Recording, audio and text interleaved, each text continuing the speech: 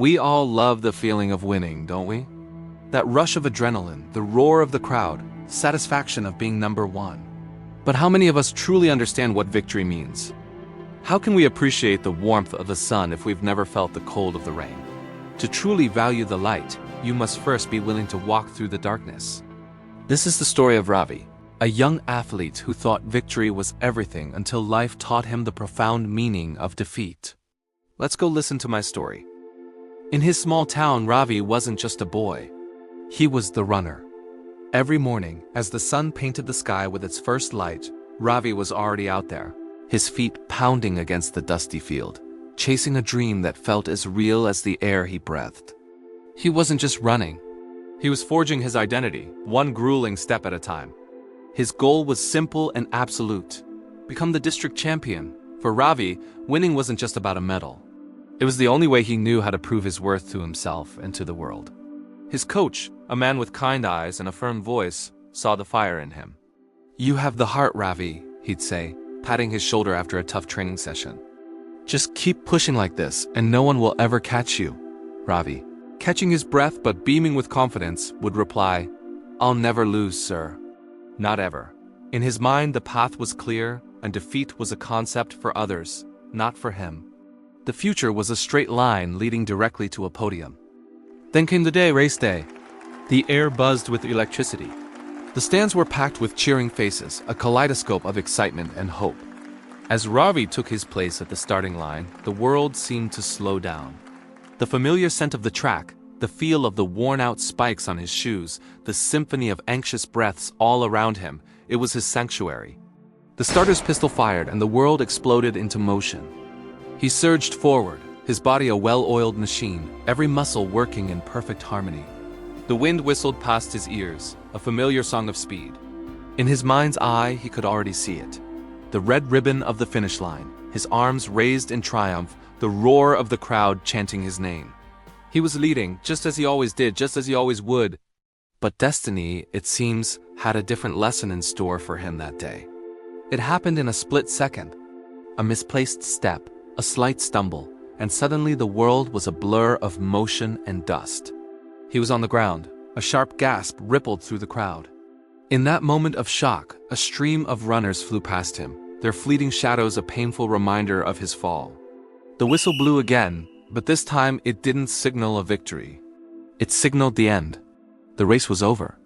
Ravi remained on his knees, staring blankly at the dust settling around him. He had done more than just lose a race. In that moment, he felt like he had lost his very identity. The pride he had so carefully built, stride by stride, had crumbled into dust. For days, a heavy silence followed Ravi. He found himself by a quiet lake, skipping stones across its glassy surface, each ripple a reflection of the turmoil inside him. An old gardener, tending to a nearby patch of flowers, watched him for a while before speaking, his voice gentle but wise.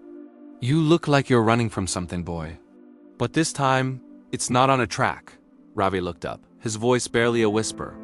"I lost. I trained for months, gave it everything I had, and I failed. Maybe I'm just not meant to win." The gardener smiled, a knowing, compassionate smile. He pointed to a slender stalk of bamboo swaying in the breeze next to a mighty oak tree. "Do you know why the bamboo bends in the storm but the great oak breaks?" Ravi, confused, shook his head. "No. Why?" "Because the bamboo understands defeat," the gardener explained. "It knows how to bow when the wind is too strong. It yields. The oak, in all its pride, stands rigid and unmoving until its strength is not enough, and it breaks." The old man's words hung in the air, simple yet profound. "Victory isn't about never falling, son. It's about learning how to rise again with humility, with wisdom." Those words planted a seed in Ravi's heart. He began to see his fall not as an end, but as a beginning. The next morning and the morning after that, he was back on the dusty field before sunrise, but something was different. He was training again, but his movements were slower, more deliberate, wiser. He was no longer racing against invisible opponents. This time, Ravi wasn't training to defeat others. He was training to defeat his own doubt, his own fear of failure. He had already faced defeat, looked it in the eye, and survived. The fear was gone. In its place grew a quiet strength. He started noticing the other runners, not as rivals, but as fellow travelers on a shared journey. He'd offer a word of encouragement, help a younger runner with their form, and share a smile. He ran side by side with them, finding joy not just in speed, but in camaraderie. His coach noticed the change immediately. "You've changed, Ravi," he said one afternoon, a proud smile on his face. "There's a peace in your running now. You're not just fast. You're strong." Ravi smiled back, a genuine, peaceful smile.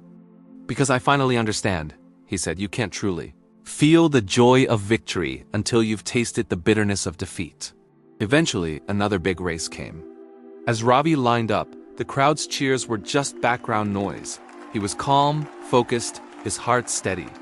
The whistle blew and he ran. He ran not with the desperate need to prove himself, but with the quiet confidence of someone who knew his own worth, independent of any outcome. He ran with grace, with power, with joy. That day Ravi didn't come in first. He came in second. But as he crossed the finish line, a genuine, radiant smile spread across his face. He warmly congratulated the winner, his eyes shining with sincerity. Because on that day, for the first time in his life, Ravi truly felt like a winner.